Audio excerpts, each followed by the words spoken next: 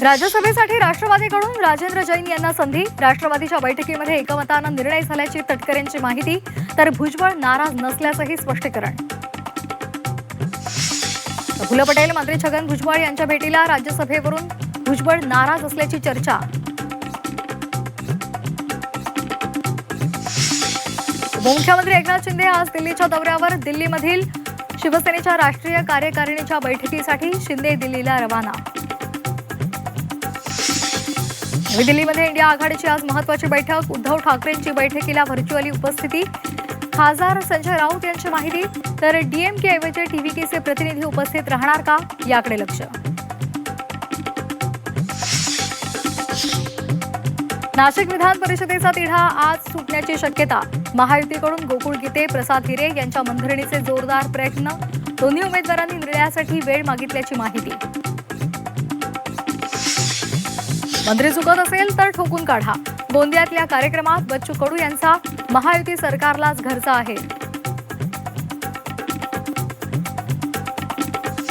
अखिल भारतीय मराठी चित्रपट महामंडळ निवडणुकीची आज मतमोजणी। मतमोजणी केंद्रावर लिंबू आणि अंगारा आढळल्यामुळे खळबळ।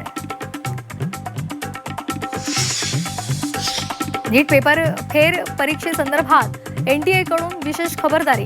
पेपर सेंटर्स आणि त्याचबरोबर अनुवादकांना 21 जूनपर्यंत गुप्त ठिकाणी ठेवणार। मोबाईल, इंटरनेट, स्मार्ट वॉचवर पूर्णपणे बंदी। देशामध्ये मान्सूनची वेगानं आगेकूच। पूर्व भारतामधील अनेक राज्यांमध्ये मोसमी वाऱ्याची धडक। महाराष्ट्रातही मान्सूनच्या हालचालीसाठी पोषक स्थिती।